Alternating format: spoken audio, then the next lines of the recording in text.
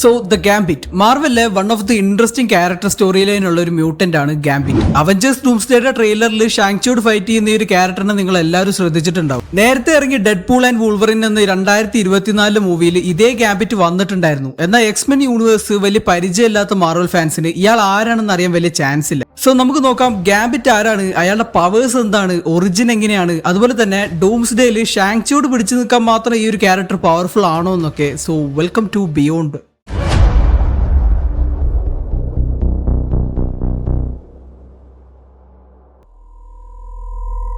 നമ്മൾ Deadpool and വൂൾവറിനിൽ ഗാംബിറ്റിനെ നേരത്തെ മാർവൽ കാണിച്ചിട്ടുണ്ടായിരുന്നു എന്ന് പറഞ്ഞിരുന്നു. ബട്ട് ആക്ച്വലി ഗാംബിറ്റ് ഇതിന് മുന്നേ തന്നെ എക്സ്മെൻ യൂണിവേഴ്സിലെ എക്സ്മെൻ ഒറിജിൻസ് വൂൾവറിൻസ് എന്ന് പറയുന്ന 2009 മൂവിയിൽ വന്നിട്ടുണ്ട്. ബട്ട് അത് വേറൊരു ആക്ടർ ആയിരുന്നു കാസ്റ്റ് ചെയ്തിട്ടുണ്ടായിരുന്നത്. നിലവിൽ നമ്മൾ ഡൂംസ്ഡേയിൽ കാണാൻ പോകുന്ന ഗാംബിറ്റ് ചെയ്യുന്നത് ചെയ്നിങ് ടേറ്റും എന്ന് പറയുന്ന ഒരു ആക്ടറാണ്. കുറച്ചുകൂടി കോമിക്കൽ ആക്യുറേറ്റഡ് ആയിട്ടുള്ള ഒരു ലുക്ക് ആൻഡ് ഡിസൈൻ ആണ് ഈ ഒരു ഗാംബിറ്റിനുള്ളത്. സ്പീക്കിംഗ് ഓഫ് വിച്ച് നമുക്ക് ആദ്യം ഗാംബിറ്റിന്റെ കോമിക്സിൽ ഒറിജിൻ തന്നെ പറഞ്ഞു തുടങ്ങാം. സോ റെമി എത്തീൻ ലെബ്യൂ അഥവാ നമ്മുടെ ഗാംബിറ്റ് ജനിക്കുന്നത് ന്യൂ ഓർലിയൻസ് എന്ന് പറയുന്ന ഒരു ഫ്രഞ്ച് കൾച്ചറൊക്കെ നിലനിൽക്കുന്ന ലൂസിയാന സ്റ്റേറ്റിലെ ഒരു സിറ്റിയിലാണ്. ഈ ഒരു സ്ഥലം എന്ന് പറയുമ്പോൾ അത് ന്യൂയോർക്കിന്റെ പരിസരത്തൊന്നുമല്ല, പക്ഷെ അമേരിക്കയിൽ തന്നെയുള്ള ലോസ് ആഞ്ചലസ് ഏരിയയിലാണ്. പൊതുവെ എല്ലാ മ്യൂട്ടൻസിന്റെയും പോലെ തന്നെ പവേഴ്സ് ഉള്ള മ്യൂട്ടന്റ് ജീനോട് കൂടി ജനിച്ച റെമിയെ ജനിച്ചപ്പോൾ തന്നെ അവന്റെ പാരന്റ്സ് ഉപേക്ഷിക്കുകയാണ്. അതിന്റെ റീസൺ എന്തെന്ന് വെച്ചാൽ ഈ ഒരു കുട്ടിക്ക് ജന്മന ചുവന്ന കണ്ണുകളായിരുന്നു. എന്നാൽ അത് മാത്രമല്ല, ഇവരുടെ ഈ ഒരു സ്ഥലം ന്യൂ ഓർലിയൻസ് എന്ന് പറയുന്നത് ഒരു ക്രൈം സിറ്റി ആയിരുന്നു. അവിടുത്തെ രണ്ട് പ്രധാന ഗ്യാങ്ങുകളാണ് തീസ് ഗിൽഡും അസാസിൻസ് ഗിൽഡും. വർഷങ്ങളായിട്ടുള്ള ഇവർ തമ്മിലുള്ള ശത്രുത മാറ്റാനായിട്ട് ഒരു ചുവന്ന കണ്ണുള്ള കുട്ടി ജനിക്കും. അവൻ കാരണം ഈ രണ്ട് ഗിൽഡുകൾ ഒന്നിക്കുന്നൊക്കെ ഒരു പ്രൊഫസി ഉണ്ടായിരുന്നു. അതുകൊണ്ട് തന്നെ പലരും ഈ ഒരു കുട്ടിയെ പേടിച്ചിരുന്നു. ചിലരൊക്കെ ഇവനെ കൺട്രോൾ ആക്കാൻ വേണ്ടി ആഗ്രഹിച്ചിരുന്നു.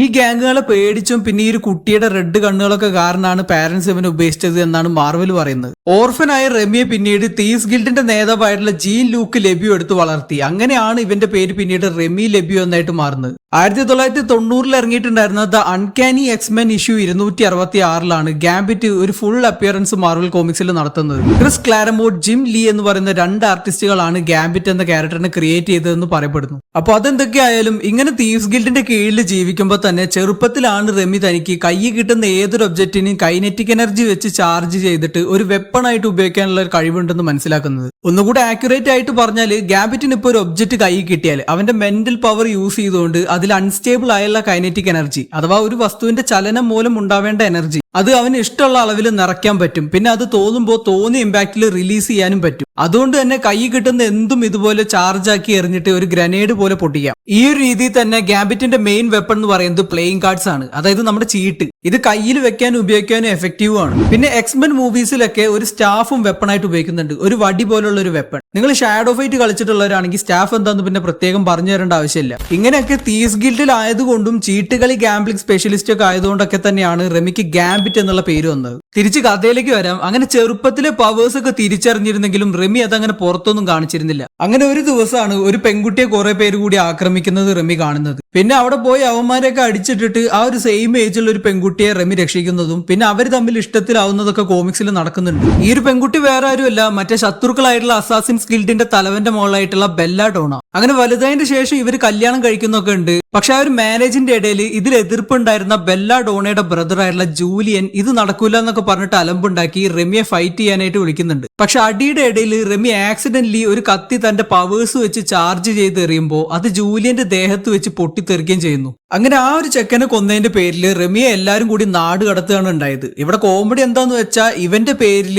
ഈ രണ്ട് ഗിൽഡുകളും ഫൈനലി അങ്ങനെ ഒന്നിച്ചു, പ്രൊഫസി ഫുൾഫിൽഡ്. ഈ ഒരു സംഭവത്തിന്റെ ശേഷം തന്റെ പവേഴ്സ് കൂടുതലായതുകൊണ്ടും കൺട്രോൾ ചെയ്യാൻ പറ്റാത്തതുകൊണ്ടാണ് ഇതൊക്കെ നടന്നതെന്ന് മനസ്സിലാക്കിയുള്ള ഗാംബിറ്റ് എക്സ്മെനിലെ ഒരു പ്രധാന വില്ലനായിട്ടുള്ള മിസ്റ്റർ സിനിസ്റ്ററിന്റെ അടുത്തേക്ക് പോകുന്നുണ്ട്. ഈ മിസ്റ്റർ സിനിസ്റ്റർ എന്ന് പറയുന്നത് 19th സെഞ്ചുറിയിൽ ഉണ്ടായിരുന്ന നഥാനിയൽ എസെക്സ് എന്ന് പറയുന്ന ഒരു ബ്രില്യൻ ജനറ്റിക് സയന്റിസ്റ്റ് ആയിരുന്നു. പിന്നീട് ഇയാളുടെ കഴിവുകളൊക്കെ കണ്ടിട്ട് നമ്മുടെ എക്സ്മെൻ അപ്പോകലിപ്സ് എന്ന് പറയുന്ന മൂവിയിലൊക്കെ ഉള്ള അപ്പോകലിപ്സ് എന്ന് പറയുന്ന എക്സ്മെനിലെ തന്നെ മറ്റൊരു പ്രധാന വില്ലൻ ഇയാൾക്ക് ഇമ്മോർട്ടാലിറ്റിയും വേറെ പല പവേഴ്സും ഒക്കെ കൊടുത്തിട്ടാണ് മിസ്റ്റർ സിനിസ്റ്റർ ആക്കി മാറ്റുന്നത്. ഗാംബിറ്റ് ഇയാളുടെ അടുത്ത് പോയത് ഒരു ബ്രെയിൻ സർജറിക്ക് ആയിരുന്നു. ഗാംബിറ്റിന്റെ പവറുകളെ കൺട്രോൾ ചെയ്യുന്ന ബ്രെയിൻ ടിഷ്യൂ സിനിസ്റ്റർ അൾട്ടർ ചെയ്തു. ഇതുകൊണ്ട് തന്നെ ഗാംബിറ്റിന്റെ വളരെ സ്ട്രോങ് ആയിട്ടുള്ള കൈനറ്റിക് എനർജി മാനിപ്പുലേഷൻ പവർ കുറച്ച് റെഡ്യൂസ് ചെയ്യാനും ഷാർപ്പ് ആക്കാനും അതവന് സ്മൂത്ത്ലി കൺട്രോൾ ചെയ്യാനുള്ള എബിലിറ്റി കിട്ടി. ഇതുകൊണ്ട് തന്നെ ഒരു ഒമേഗ ലെവൽ മ്യൂട്ടന്റ് ആയിട്ട് ലിമിറ്റ്ലെസ് പവർ ആവേണ്ടിയിരുന്ന ഗാംബിറ്റ് സർജറിക്ക് ശേഷം കൺട്രോൾ ഉള്ള ഒരു ആൽഫ ലെവൽ മ്യൂട്ടന്റ് ആയി മാറിയെന്ന് പറയപ്പെടുന്നു. പറഞ്ഞു വരുമ്പോൾ ഫാസിനേറ്റിംഗ് ആണെങ്കിലും ഈ ഒരു ഒമേഗ ലെവൽ മ്യൂട്ടന്റ് ആവുക എന്ന് പറയുന്നത് മ്യൂട്ടന്റുകളുടെ ഇടയിൽ അത്ര നല്ലൊരു കാര്യമല്ല. കാരണം ഇവരുടെ പവറുകൾക്ക് യാതൊരു രീതിയിലുള്ള ലിമിറ്റുകളോ കൺട്രോളോ ഉണ്ടായിരിക്കില്ല.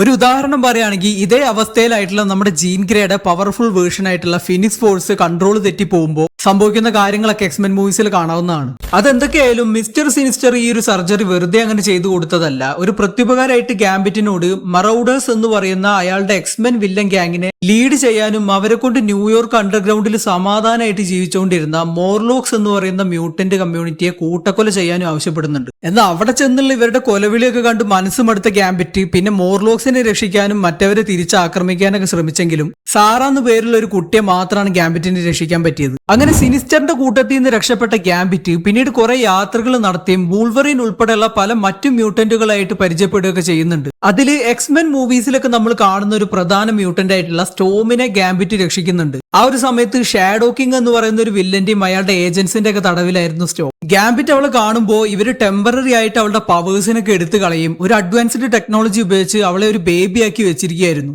അങ്ങനെ ഗാംബിറ്റ് അവരോടൊക്കെ ഫൈറ്റ് ചെയ്ത് അവളെ രക്ഷിച്ച് ആ ഒരു പഴയ അഡൽട്ട് രൂപത്തിലേക്ക് മാറ്റാനൊക്കെ സഹായിച്ചു. പിന്നീട് ഇതിന്റെ ശേഷമാണ് സ്റ്റോം പ്രൊഫസർ എക്സിന്റെ എക്സ്മെൻ ടീമിലേക്ക് ഗാംബിറ്റിനെ ക്ഷണിക്കുന്നതും ഗാംബിറ്റ് അവരുടെ കൂട്ടത്തിൽ കൂടുന്നതും. വേറൊരു കാര്യം, ഗാംബിറ്റിന് സ്റ്റാറ്റിക് എനർജി തന്റെ ബ്രെയിനിൽ സ്റ്റോർ ചെയ്യാനുള്ള കഴിവുണ്ടെന്നൊക്കെ പറയപ്പെടുന്നുണ്ട്. ഇതുകൊണ്ട് തന്നെ ഒരുവിധം ടെലിപാത്തിക് ആയുള്ള മ്യൂട്ടൻസ് എന്നൊക്കെ തന്റെ ബ്രെയിൻ ഷീൽഡ് ചെയ്യാൻ ഗാംബിറ്റിന് പറ്റുമെന്നാണ് പറയുന്നത്. എന്നാൽ മിക്കവാറും ഈ ഒരു എബിലിറ്റി ഒക്കെ മിസ്റ്റർ സിനിസ്റ്റർ ചെയ്ത ആ ഒരു സർജറിക്ക് മുമ്പാവാനാണ് സാധ്യത. ഓക്കെ, ഇനി നമുക്ക് ഡൂംസ്ഡേയുടെ കാര്യത്തിലേക്ക് വരാം. ട്രെയിലറിൽ ഷാങ്ചിയോട് ഗാംബിറ്റ് ഫൈറ്റ് ചെയ്യുന്നതായിട്ടാണ് കാണിക്കുന്നത്. ഗാംബിറ്റ് മാത്രമല്ല, ഈ മുഴുവൻ എക്സ്മെൻ ടീംസും നമ്മുടെ അവഞ്ചേഴ്സ്, അതായത് ഇപ്പോഴുള്ള അവഞ്ചേഴ്സിനോട് ഫൈറ്റ് ചെയ്യുന്നത് മിക്കവാറും 2 യൂണിവേഴ്സുകളുടെ കൊളാപ്സിംഗ് കാരണമാവാനാണ് ചാൻസ്. അങ്ങനെ പല തിയറികളും സോഷ്യൽ മീഡിയയിൽ കറങ്ങി നടക്കുന്നുണ്ട്. എന്തൊക്കെയായാലും നല്ലൊരു മജസ്റ്റിക് ആൻഡ് കളർഫുൾ ആയിട്ടുള്ള ഒരു ഫൈറ്റ് ഷാങ്ചിയും ഗാംബിറ്റും തമ്മിൽ നമുക്ക് പ്രതീക്ഷിക്കാം. എന്റെ ഒരു പേഴ്സണൽ അഭിപ്രായത്തിൽ ഫൈറ്റിംഗ് സ്കിൽസ്, മൂവ്മെന്റ് സ്പീഡൊക്കെ ഗാംബിറ്റിനേക്കാളും കൂടുതൽ ഷാങ്ചിക്കാണ്. ആ ഒരു 10 റിംഗ്സിന്റെ പവർ എന്താണെന്നുള്ളത് നമ്മൾ Shang-Chi the legend of 10 rings എന്ന് പറയുന്ന മൂവിയിൽ കണ്ടിട്ടുണ്ട്. ഇൻഫാക്ട് അത് എന്ത് തരം ടെക്നോളജി ആണെന്നുള്ളത്